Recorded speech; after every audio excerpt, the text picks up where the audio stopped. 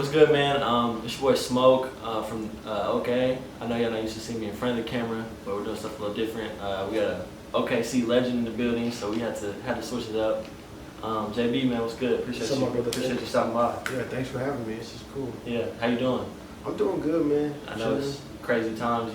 You hanging there with the yeah, virus and all that? Yeah, I mean, it's crazy time. I was telling somebody today, like, for me, like, you know, I don't, like, it's hard for me to panic, you know what I'm saying? Like, I lived through so many crazy times, you know what I'm saying? Like, you know, just personal, but just in the world, period. I remember it was a crazy time during Y2K, you know what I'm saying? It was a crazy time during 9/11, you know? So some of the same stuff people saying now, they were saying back then, you know what I'm saying? So I'm just chilling, man. How's it affecting your work process? Work process, I mean, you know, as far as like, you know, doing music, you know, I was kind of done with my album anyway, so the only thing that's affected is like the rollout process. I had a lot of stuff planned that I didn't get to do, and some stuff I'm gonna push back and just hold off. Like I have a beer that I'm releasing with Stone Cloud on May 1st. We're supposed to release it in March, and I had like a big event planned with food trucks, and you know, I was doing a collab with Group Fly for it and all this dope stuff, and we had to cancel that. We might still do something, you know, but as far as like the launch is gonna be different. So we're gonna go ahead and drop it on May 1st and do deliveries and pickups with it. So The album's gonna drop May 1st? no, the beer, just the beer is gonna drop May 1st. The album will drop in June probably. Okay. I want to take it back just a little bit. I'm interested just as far as when you got into music. How many years? Like, I mean, 10, 12 years, right? Maybe longer than that. Shoot, man. Yeah, it's been a long time. Maybe a little bit longer than that. Maybe like 15. Okay. And you're from Oklahoma City your whole life, right? So, yeah. What was the music scene as far as hip hop was when you were starting out? Was it kind of, I mean, just speak to that for me for a little bit. It's nothing like it is now. It's dope now. You know, there's so many rappers and so many different, you know, scenes. Like I'm hearing about, you know, a bunch of, you know, young rappers every single day. You know what I'm saying? I'm sure it's a bunch of young rappers who never even heard of Jabee. You know what I'm saying? That's out killing it. You know what I mean? But back then, you know, we all kind of knew each other. You know, whether it was, you know, MC battles to concerts to, you know, it was, you know what I'm saying? Like we all knew who everybody was, and because you know, it, like now you on the weekend, you know, it'd be like 4 or 5 different things going on. Back then it was maybe like one, you know, and so everybody went to that one. A little tighter knit. Yeah. But yeah, it was fun, man. You know, I learned a lot. I learned how to, you know, produce and throw my own shows and promote my own stuff. And, I mean, it was good, you know. So. What were the resources like back then as far as recording and studios and stuff like that? Were you having to do that at people's houses, or was there like studios set up? houses was just now. Home studios was around. They weren't around like they are now. Mm-hmm. You know, when I first went to the studio, I went to a studio called MD Productions, MD Studios. So we, you know, like, and like going to a studio was like a legit thing. You know what I'm saying? You had to book time.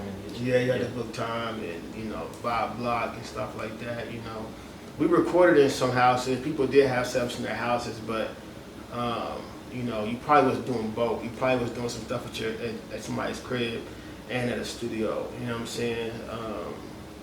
Yeah, my homie Chris, he was like, he was wanting me to the studio for my first time, and you know, I mean, I think they was working on A-Dash back then. You know what I'm saying?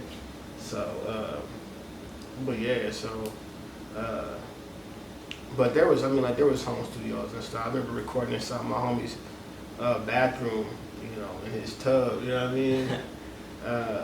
So yeah, he had his turntable set up in his room, and he had the mic, wired around to his bathroom, and his pop's crib, So we was doing both. Okay, so how were you able to take that scene you were in, where it was kind of a smaller operation than it is now, and grow that into where you are today? What do you feel like? I want to know, like, how do you feel like you were able to push yourself out of that kind of smaller scene? I think it just I think it just happens, over time. Like things change, people progress, and you learn how to adapt with the changing times. Like everybody that was doing it that way back then, they're doing it a certain way now. So it's not like something that I just did on my own or anything like that. It was like, we all tried to find either less expensive ways to do stuff or super efficient ways to do stuff, and and then you just grow with it and figure it out.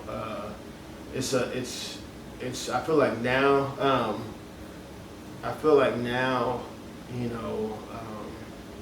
it's a whole lot easier just because you know your neighbor got it set up, or what I'm saying. Everybody doing something, some way. Like my homie, I was in my home studio yesterday recording at his crib, and I recorded one of my first albums at the same house, at his house in like 2003. You know what I'm saying? So yeah, like it's just progress, and trying to find less expensive ways and more efficient ways to do things. You know what I'm saying? And of course, do them faster. Because now everything is, the turnover rate is so fast now, and the attention span is so short. You know what I mean? Yeah. You got people putting out 3 or 4 mixtapes a year. Yeah, no doubt. Yeah. So at what point was there one certain thing that happened that you kind of realized, okay, I can maybe pursue this a little further? And where I mean, I feel like everyone kind of starts out just as a hobby. At what point did you feel like I could make a career out of this? Probably when I first got paid, I was able to buy something with it. You know what I'm saying? When I first started doing shows and rapping at parties and stuff like that, I would make 100 here, 100 there. But whenever I was able to buy a car from rapping, I was like, damn, you know what I'm saying? And even when I bought the car, I still had a job, you know what I'm saying? So I was doing both. But I realized, like, man, if this was just from one thing, one show, and I was gonna buy a car. What if I did 5 shows? Yeah. You know what I'm saying? So 5 cars, nah. But yeah. So I just, and it wasn't like I got the car probably on Craigslist or something like that. It wasn't like I went to car lot. You know what I'm saying? But it was I bought a decent used car, like a little Honda. You know what I mean? So just that, and just being around people who were doing it for a living, and just kind of finding different ways to make money, from music, even if I'm not rapping. You know what I'm saying? So there's so many different things you can do creatively to to live off your passion. And so just finding those creative ways to do it, you know what I mean? Okay. And then when did you, I guess my question is, what did it feel like when you were able to start getting love outside of the city and people started taking notice, like, okay, I see this dude from OKC, he's doing his thing? It felt good, the first time I remember, somebody in a bigger city noticed me. I was in LA. I had went to LA to meet with this group, you and I, because I was gonna have them play a show here, and the dude I had brought before that was playing the same show they were there playing, and it was Wale, this dude Blue, who I had brought here, and he was playing that show, and so blues manager got me into the show, so it's packed full of people while they was headlining. He had like a full band, and I'm just, me and my homegirl just at the show, this big old dope venue in LA, and I'm kicking it with you and I, just kind of building with them, getting to know them and stuff, and one of their homies, one of the dudes that was with around them was like, yo, ain't you dude from Oklahoma City? How you say your name? Jabee? I was like, JB. He was like, yeah, I got that. The Brothers in New Black joint. He's like, yeah, that much time. I was like, damn, like, it bugged me out because I'm in LA in a room for people I don't even know, and somebody recognized me or knew, you know what I'm saying? Yeah, and and I I'm the guy I had even played a show in LA yet. And, but, the internet's so big, you know what I'm saying? And so, and we had mutual friends too, so that probably helped. Not like, you know what I'm saying, but so that that really did it. Was really cool to see, like, okay, this music thing, like, and this internet thing, it can help you get your music everywhere. There's no excuse, and so that, and things like the Sway in the Morning stuff, and just different things that, different platforms I've been able to be on or be a part of where, people go, oh, that's a dude from Oklahoma City, you know what I mean? Yeah. So, and I tell people this all the time, like, I've moved and came back. I moved to LA for a little bit, came back, moved to North Carolina for a little bit, came back, and one thing I always realize is being from Oklahoma is sometimes a good thing because you're in a market like rap and hip hop, Oklahoma isn't seen like that. We're seen for like, they think of like tornadoes or football or something like that. Now the thunder and things like that. So I remember, when I did the Sway in the Morning show, the homie who rapped, who was there rapping with me, the same day I was, he was from New York, like Brooklyn or something like that. He was dope. I thought he out-rapped me. I thought he was way better rapper than I was, but Sway and them were so interested in me because I was from Oklahoma. Yeah. You know what I'm saying? Like, they hear New York rappers all the time, but they was like, man, you know what I'm saying? You rap like that, you from Oklahoma. It's like it was a big deal just because of that, and I'm thinking, well, shoot, homie just killed me, you know what I'm saying? Yeah. But so there's a way to make that a part of your story and use it to your advantage if you do it right. You know what I mean? So, yeah, exactly. I want to talk about Sway a little more just because I'm a big fan of, grew up watching Sway freestyle and stuff like that. I actually didn't even realize that you were on Sway until I was doing research for this interview. Yeah. So, how did that come about? Is that just somewhere he saw you? Man, so I was at South by, and I was at South by Southwest, and there was this I think it was, I can't remember what the show was, but they were saying he was gonna be there, and the host was this chick named Scott Hook, who I think they co-host the show together or something like that. And so it was her birthday too, and so I'm with my homeboy. He's like, yo, you should. I think we were trying to get in the show, cause you know how it'd be like, it's either at capacity, or you gotta have a wristband, you gotta have money, and this is before I think all my shows were unofficial, so I didn't have like the credentials at that time. And so he was like, you should take her some flowers or a cake for her birthday, you know what I'm saying? And so we go and look for flowers, cake. We end up getting the show, and I'm standing there watching the rappers rap. It's like dark, loud music, and Sway walks in, like 3 or 4 people. He walks in, and I'm like, damn. And so by this time, like a few of my friends, people that I knew, had already been on. He had a segment on this show for like up and coming rappers. I can't remember what it was called, but I don't think he does it anymore. But a few of my friends have been on there, so I was like, at least I can try to get on that little segment. You know what I'm saying? And so so he walks in and he goes to the DJ booth, and I'm watching him. I'm like, damn, I want to go see what's up, you know. And so I'm watching people go give him their CD, and he's like, I'm not taking those CDs. Like, he's like, no CD, no CD. I'm not talking to nobody. He's just watching. I'm watching the show. You know what I'm saying? I'm like, dang, okay, shoot. You know what I'm saying? I probably didn't have the city on me, but I was just trying to figure out, well, you know, he ain't trying to talk to nobody. What can I do? You know what I'm saying? And so I said, man, I gotta say something, you know. And so I stand next to the DJ booth. So he's in the booth. The booth is elevated, kinda. And so there's a guy between he and I, the guy who we came in with. And so I took out my phone and I just put in my phone. I said, what did I say? I said, my name is Jabee. I'm from Oklahoma City. Chuck D likes my music. I want an Emmy. I want to be on your show. And I put it in the notes and I took it and I said it right there in front of him. And he looked down at my phone, picked it up, and then dude who was standing between us backed up like that. He turned to me, he said, man, he said, I like that. And he put all the information in my phone. He said, here, hit me up tomorrow. And so I hit him up, and it was probably like 4 or 5 months later.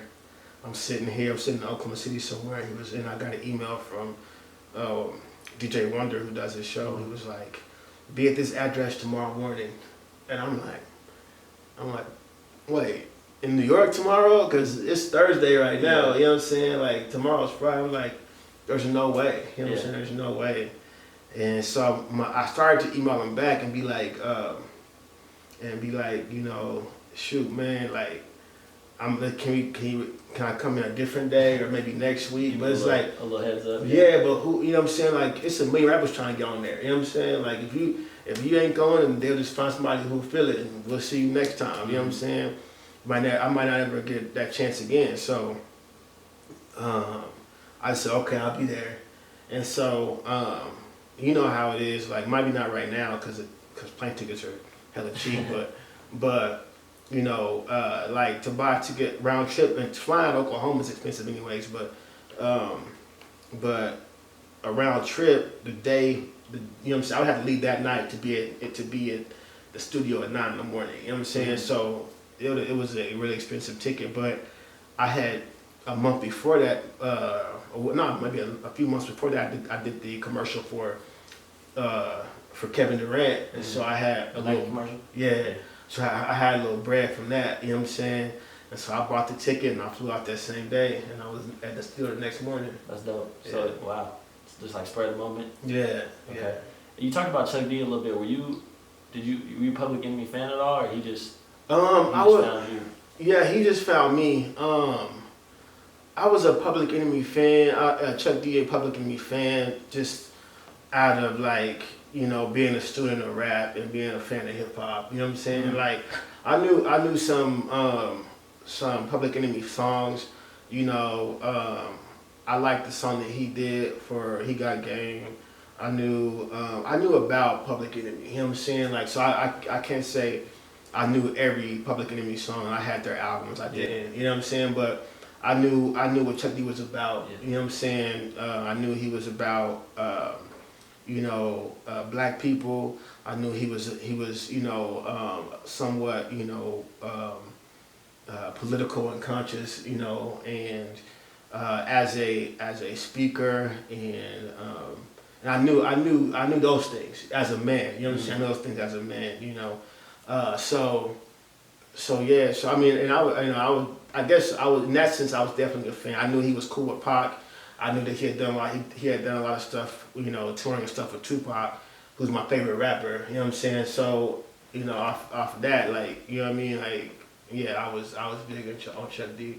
But I think I'm a little bit too young to be like, you know all the Public Enemy stuff. You know what I mean? Yeah. I mean, I'm younger than you, and I don't know about Public Enemy songs, but Chuck D's name is just he's a legend. So I'm sure. Yeah. So in the same sense, like it's a legendary name, legendary group. We all know Flavor Flav is. You know what I'm saying? So yeah. Okay. And then so something you talked about a little earlier. You just kind of said it in passing. I was wondering about. I know where you got Jabee from, but the way you spelled it, what was kind of the thought process behind that? You know, I wanted a name and not just initials, you know. Growing up, you know, like when I was from middle school to high school, um, you know, just things that are happening in my family and stuff like that. I wanted my own name, you know, and I wanted just I wanted to be I wanted to have my own identity and my own name. Mhm. So Okay. I think it was the way you spelled it. I think stands out. I thought that was cool. yeah. I didn't know if it was a conscious thing or if it was just some way you. Nah, I don't even know how I end up spelling it like that. You know, when I was like 16, I had carved it in my arm. You know what I'm saying? With some scissors. You know what I mean? But you know, I don't know. I wanted to have an actual name that wasn't that was not just, you know, like a rap name, and it was my own identity, and it was unique, and you couldn't trace it. You know what I'm saying? And you couldn't tie it back to anything. You know. So. You trying to fresh start. Yeah. Exactly. Yeah. Okay. Something else I wanted to ask you about Thelonious Martin, correct? Yeah. It's a producer you work with a lot. So how did that relationship come about? I think it was just there was a project like a EP that somebody put together a while back, and they paired us together on a song, and this is like 2010 probably.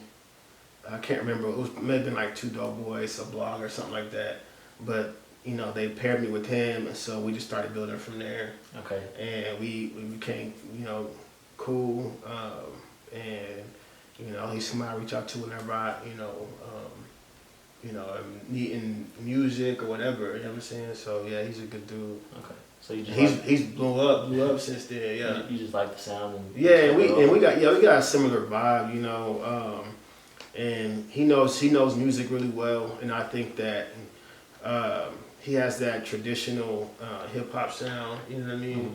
So let's talk about the Emmy Award. I know it's for a commercial. So how did you get plugged in with that opportunity?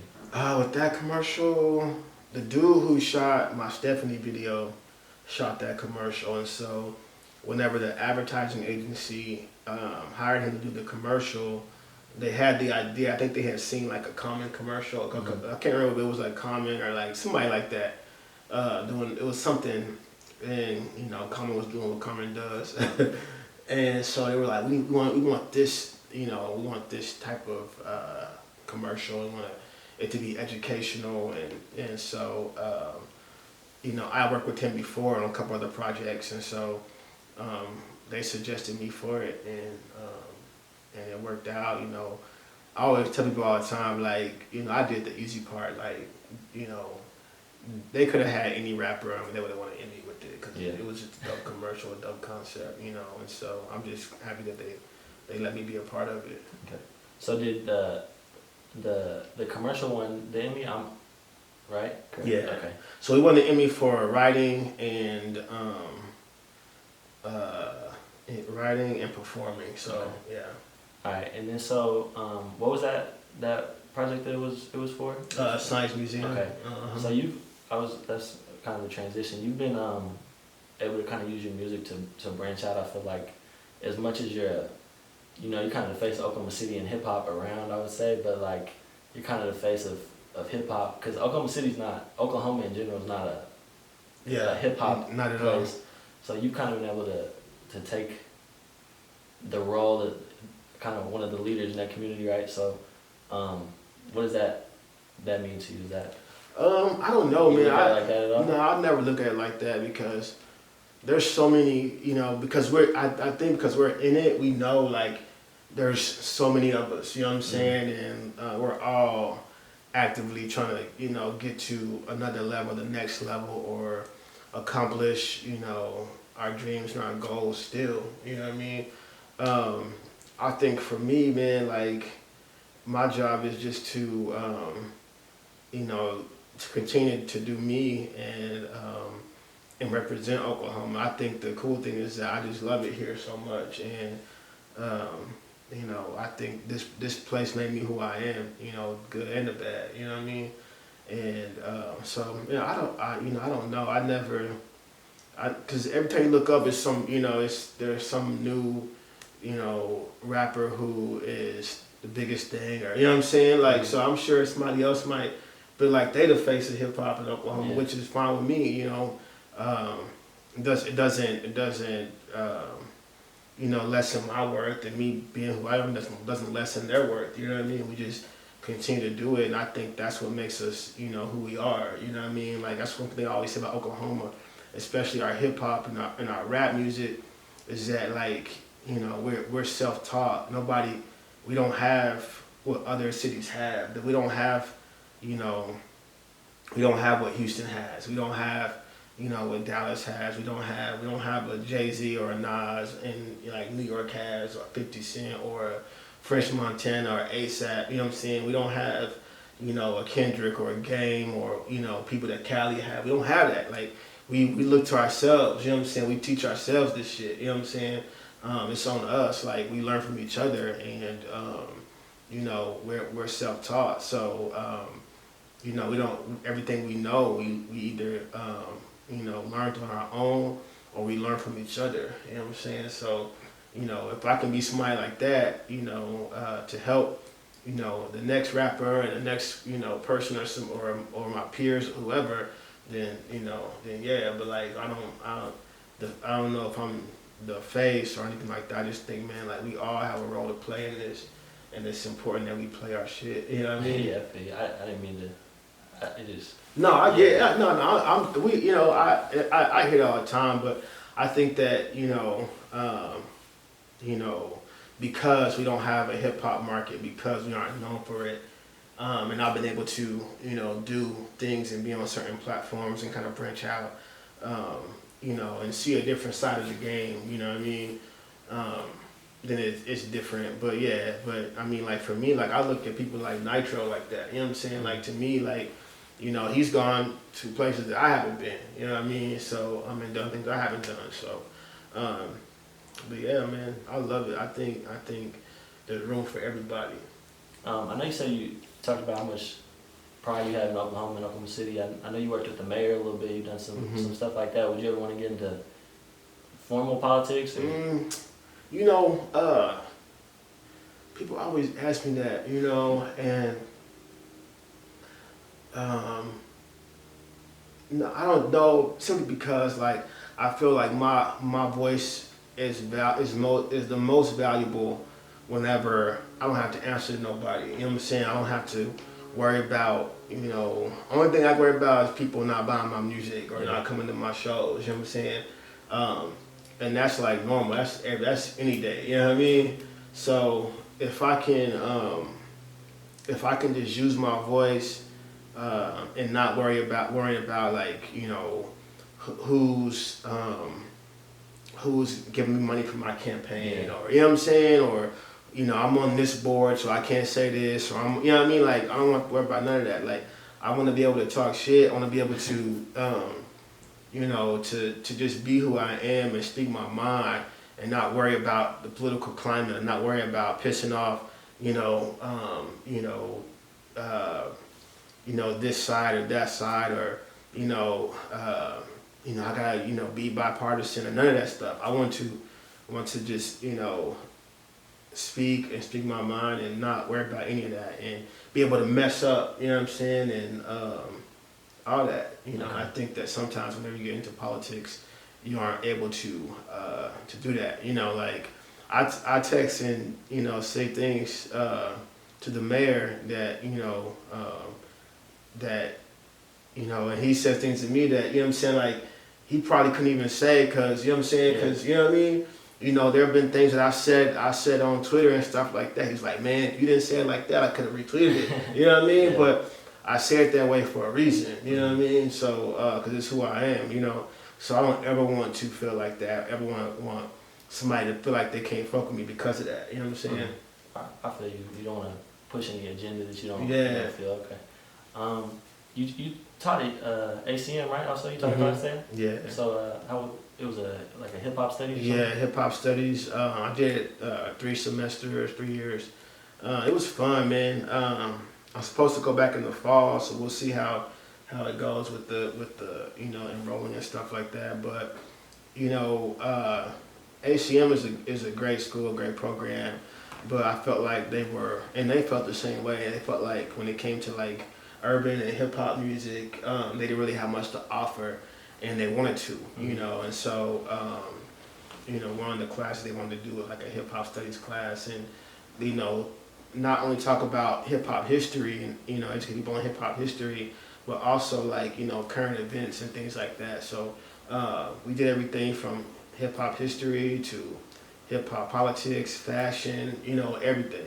Okay. And then you've done a lot of work with the Thunder also. Do you not so much touch on the individual things you've done?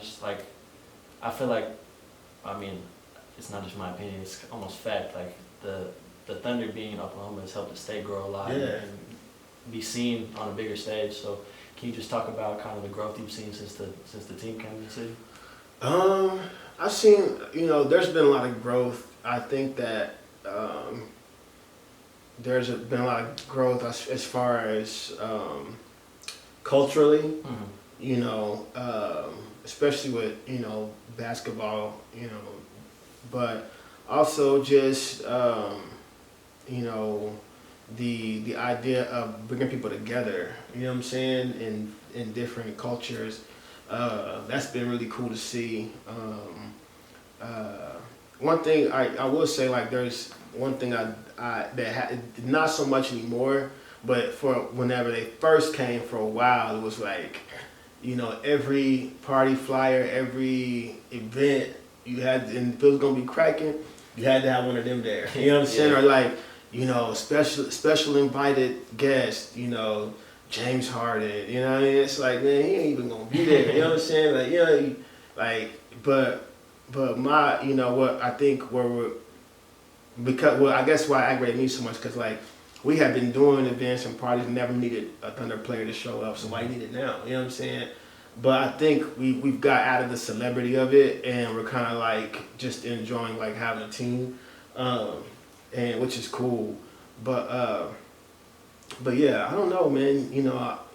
The city itself is totally like upside down. You know what I'm saying? When you think about where it was before they came, and now that we actually have a legit team and a team that can compete,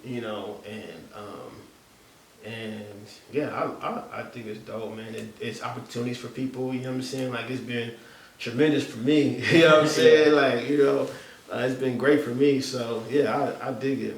Okay. I know you're involved in the Tower also, right? Yeah, I'm a partner in the ownership group. Okay. The Tower, yeah. Okay, that's dope. So that was that's like super old, right? It was shut down. And Yeah. That kind of helped. So there's so many different stories about Tower, but about the dates and the timelines and stuff like that. But I do know it opened in the 30s. And back then, if you was black, you couldn't go. You know what I'm saying? And then the late 60s and the 70s, and then into the early 80s, it was the spot where all black people went. You know what I'm saying? It was like the spot for if you was black, you was there. And then the 90s, it shut down and then reopened again. And it was late 80s, it reopened before 90s, and it was like an adult movie theater or something like that for a while. Closed down, opened. They were doing like concerts and shows and parties in there.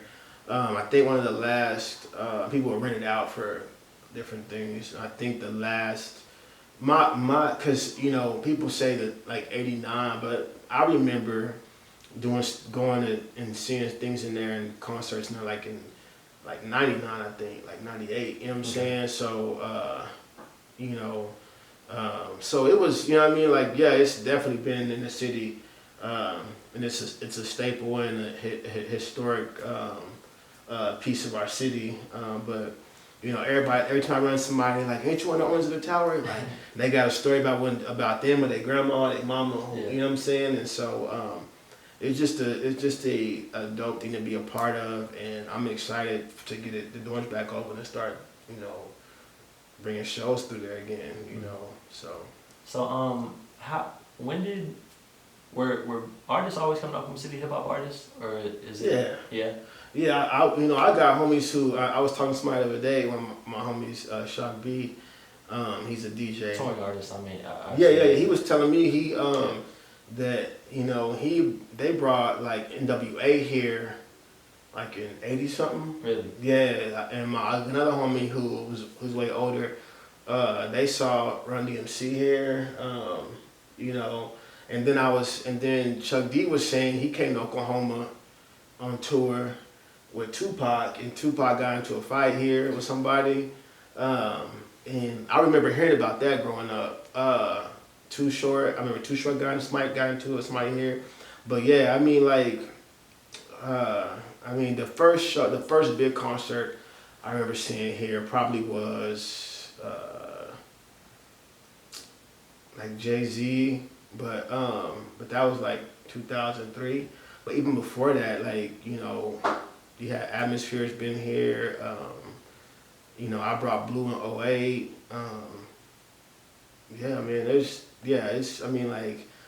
I seen the Clips here in 2003. They played at Lexus. E40. I remember my mama going to see Mystical. You know what I'm saying? Like, yeah, Oklahoma is the spot. You know what I'm saying? E40 will come years ago. But the thing is like, hip hop is different than it is now. Like now, you're a hip hop fan even if you don't listen to hip hop. You know what I'm saying? Like it's you know what I mean? Yeah. So like, but like back then, people who listen to rap music, that's what they listen to. You know what I'm saying? So I remember my friend Chris. He did the I think he brought Rapping Forte. So like, I mean, I can go on and on. You know what I mean? Like, I'm sure people are probably going, he didn't mention so and so. So like, yeah, but so, I mean, I remember we did Phife Dawg from Tribe Called Quest in 2000. Yeah, man, like it's forever rappers been coming here, bro. Some of the young artists we've talked to, they felt like I feel like it's kind of picked up recently more. They felt like recently it had picked up, and that was kind of helping build the. Well, you gotta look at it like this. So most of those things I was talking about, like going to see the Clips and Mystical, E40, most stuff like that. It was at clubs where you had to be 21 to get in. You know what I'm saying? And I was getting snuck in. You know what I'm saying? Carrying turntables and stuff for DJs, so you gotta think about it like that. Also, the market for hip hop here was much smaller, and on top of that, the market for live shows here was even smaller than that because we didn't have the proper venues. You know what I'm saying? So now you have the venues. You have the venue where you don't have to be 21 to get in. You know what I'm saying? And you have a market for hip hop. Like they can actually play a concert and not do 3 songs at a club. I remember seeing J. Cole at a club for free. You know what I'm saying? Yeah. Downtown. You know what I mean? Like before I don't even think he had even announced he was on Rock Nation yet. You know what I'm saying? Yeah. But it was 21 to get in. You know what I'm saying? So and then if it's a young kid, he's like 22, 23, you gotta think like he's just now able to even do shit like that. You know what I'm saying? Yeah. So for me, I've been I've been seeing rappers live since I was 15, 16. You know what I mean? So it's a little bit different, and plus I've been in this since I was since I was 15, 16. So like I've been actively like in the music scene here since I was a kid. Whether it was doing shows, going to shows, rapping, rap battles, all that. You know what I'm saying? So, somebody might not realize how big something is unless they're involved in it yet. That's just like, you might have an idea for something. It's like, man, y'all should be doing this.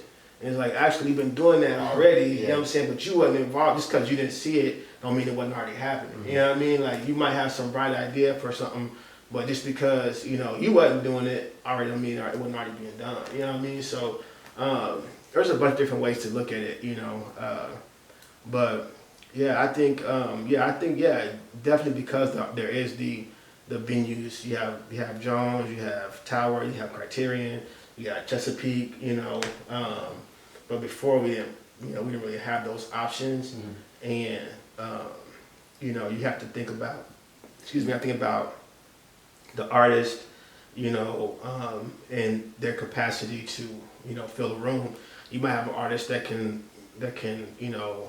fill a 1,200 cap venue, but not a 3,000 cap venue. You know what I'm saying? Or you might have an artist who wants to come to Oklahoma, but there's not a venue big enough or a venue small enough. You know what I'm saying? Yeah, it's definitely. I've been to shows in Oklahoma City that were packed out for certain artists, and then certain artists where they, yeah, you know what I'm saying. So booked way too big of a venue. And, yeah, exactly. Yeah. So that so it's all that stuff, and I'm learning a lot about that now, just with Chower and stuff like that. It's like, well, somebody like, man, I want you should bring so and so, man. They got 300,000 million SoundCloud plays, and it's like they can't sell 300,000 million tickets though. Yeah. You know what I'm saying? So, and people don't realize it's like all those things are kept track of. You know what I'm saying? Of how many tickets they sell in each city. Yeah. So,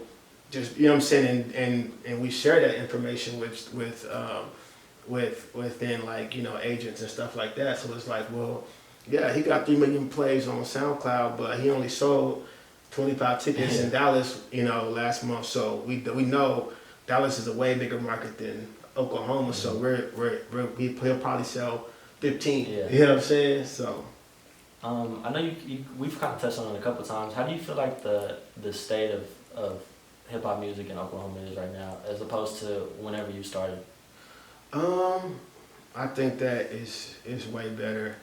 I think I hear music all the time. Like, man, yo, it just like, but like y'all might have done this before, but how like you can play somebody's music and be like, they from Oklahoma. You know what I'm saying? Like whether it was the quality or the sound or the it might sound dated or whatever. But like now, like I listen to, I try as much as I can. I'm not the best at it, but I try as much as I can to check out. If somebody sends it to me, or somebody tells me about it, or I happen to see it, I try to check it out. You know what I'm saying? Especially from Oklahoma. So, and I'm always like just amazed like at how good these kids be rapping and how good everybody is doing and how well the music sounds. You know what I mean? Like it's like we finally figured out. Me myself too, like just finally figured out how to have that standard, and be able to compete with anything that the industry's doing. I think, and it's been dope, man. It's like Oklahoma makes some great music right now. Yeah, definitely. The Soul Food EP. How many months ago was that? That was just whenever the Corona hit. That was just like. Yeah. So what's this? So April. So maybe like right in March. Yeah. Okay. And was that something that was planned as far as the album, or is that? Nah, those were songs that either I was working on for my album and I didn't quite finish them, and I knew they weren't going to be on the album. I knew I wasn't going to finish them, and so and I was just like, well, I'm gonna just put these out, and. I'm not. So I didn't know what was gonna happen and what what I'm saying, what the situation was with everything closing down, and so I was like, well, here, I'm just gonna put this out. So it was just leftovers from the album. I still probably have like 5 or 6 songs that didn't make my album too. So okay. So well, it's kind of, I don't know. This question it's kind of tricky nowadays. I feel like between like mixtapes and EPs and albums, it's kind of all with the streaming. It's kind of all the same thing. But you haven't really put out at least on Apple Music and stuff. You haven't put out an album in a few years. It's mostly like shorter projects. So what made you kind of wait on that? And just because like I'm not one of those people who just like always in the studio, always rapping, always. You know what I'm saying? Like. I used to be like that, but I'm not no more, And so if I'm gonna record something, it's gonna be for something. You know what I'm saying? Like it's gonna be something I use, or if I'm gonna do a song for you, you better use it. You know what I'm saying? Like I just don't vibe like that no more. I like to vibe out and record and chill, kick it and record, But whatever we record, Yeah. like it's not for fun. You know what I'm saying? You Like got too much stuff going on. yeah. So like let's we working, let's work. You know, but so I just don't have have the. It's just not in like that. You know what I'm saying? To just be, having a bunch of mixtapes and all that. So with albums, I look at albums like it's that one chance to be able to like bring everything in together and touch everybody, as many people as you can. Do the big push, exhaust all my resources, concert, all of that stuff. You know what I mean? And so whenever I do that, so I did my last album, Black Future 2016. Yeah. I did all that, you know what I mean, and I wrote it until now, and in between there, I'm creating a concept for the next one. You know what I'm saying? So yeah, I got homies. They putting out like 2 albums this year. Like I can't do it. You know what I'm saying? Like I wish I could, but I can't. I got, but what's that? 2016, 2020. That's what 4 years. 4 years. Yeah. You know what I mean? Before that, the album was 2013. Mm-hmm. 3 years. Before that was 2008. You know what I'm saying? So yeah, I just think those kind of things are, for me, they take time. They're delicate. I'm really like insecure about putting out music anyways, and self-conscious about it. So I just feel like, man, like if I'm gonna do it, I'm gonna take my time and try my best to get it right. Because once it's out, it's out. Yeah. You can't take it back. You know what I mean? So yeah, that's why it takes so long. That's why I like, and I like those songs from Soul Food, but I just felt like they weren't done, and I felt like I was done with the album. So if I'm not gonna put those out on the album, why continue like stressing myself out, trying to rack my brain on I should say this, I should do this, you know what I'm saying? Whenever my album's done, you know what I'm saying? So I thought they were cool enough to just share it, that's what I did. Okay. Nah, I mean, I think it's dope. I wasn't trying to like. I think it's cool because sometimes the way music is now, people put out too much music almost. Yeah. Like the demand is so high that they just anything they record. That's the thing. Out. Like it didn't used to be like that, And I think that you should put out music and be able to, But see, that's the thing. Like when I put out an album, like my album comes with a tour. It comes with, you know what I'm saying? Yeah. So like I'm able to like use that album for like the next year or 2 years. You know what I'm saying? So I already had a tour booked for this album, but now I'm having to rebook it because of the corona. You know what I'm saying? And the album ain't even out yet. You know what I mean? So yeah, I just think like whenever I put out an album, it comes with so many different things, and there's so many different pieces that go into it. It's not just recording music and putting it online. You know what I'm saying? Yeah. So. What's the name of the new project? This world is so fragile and cruel. I'm glad I got you. Okay, so is that? It's just I don't know. Ties into the concept. No, I don't know why I like long titles, but it's basically I was thinking about myself, and I wanted to really just let people know I appreciate them, and not only that, like hear from people, like what if I say this to them, like do they agree with it? You know what I'm saying?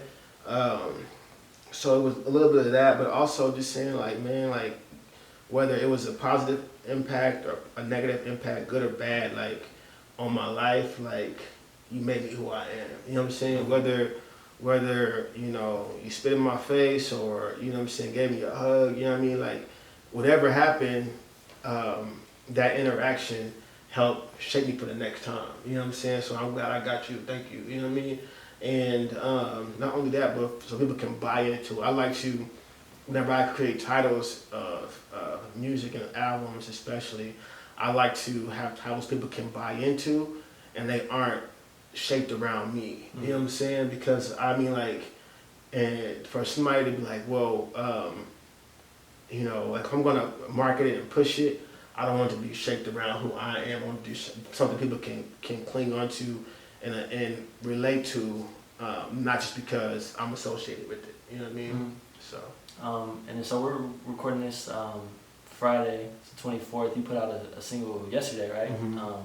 Checkmate. Yeah. So is that the lead single off the album? Or is Yeah. Okay. Yeah. So, yeah, that was, I almost waited on that one, but I was like, let's just do it. You know what I'm saying? See what happens. People have been, I've been getting a really good response. Yeah, I've seen on Twitter and stuff. People, yeah. Yeah, it features Atmosphere and Lil B, bass guy, produced by Status Selector. So. Okay. Yeah. And so how many songs are you gonna be on the album? I think 15. Okay. Yeah. And did you work with anybody else? Let's see. Yeah, Lil B, Atmosphere, Static, 88 Keys. He produced for Kanye. Symbolic One, S1. He's from Texas, but he produced Power for Kanye. Okay. He produced a lot on Beyonce's albums. He produced a lot on Jay-Z's albums. I can't remember. He has like 3 Grammys. I can't remember for what songs, but I mean like he produced on the new Royce album, Eminem, everybody, like he's up there. Thelonious, my homie D Will, he just produced on the new West Side Gun album. Wale, Ali Loren, she's from here. She lives in Missouri right now. She helped me a lot on it. I'm trying to think who else. I think that's mostly it, But yeah, man, just banged him. Oh, Smitty Boy. He did some stuff with like T Grizzly and stuff. He's from Atlanta, so. And so I know you said the tour is kind of getting messed up as far as is there anything else that you had to push the album? You don't drop a lot of videos. Yeah. As far as the way it is with the younger guys, like people dropping videos twice a week. And yeah, stuff. videos is like songs to these niggas, man. Exactly. Like you can't drop a song without a video. Yeah. Are you gonna try to shoot a video for the single, or is? I was trying to shoot a video for that song before we dropped it, because Atmosphere they played the Tower a few months ago, and so I was gonna have Lil B come in for that. But we might still shoot a video. We just won't shoot it here. We'll probably have to shoot it in Minneapolis or something like that, or in LA. So. Okay. Yeah, but I have 4 videos for the album ready to go. Done. Mm-hmm. Okay, dope. Yeah. You don't know a date yet exactly? For the album? Mm-hmm. I think it is June 2nd. I'll show you. I'll tell you real quick. Yeah, June 2nd. Okay, dope. So, is there gonna be more singles dropping before then? Or? Yeah, so I'm gonna drop the one with S1, I think, next. Okay. And then the one with 88 Keys after that. And I have videos for both of those. So. Okay, dope. Excited to hear it. Appreciate you coming by. Yeah, thanks for having me. This is really cool. Yeah. The last thing I want to just have you speak on, if you give any advice to maybe somebody who's starting out in Oklahoma City, Oklahoma in general, who wants to get into music, if there was something you could tell them. We have a lot of younger guys that watch our stuff. So. Just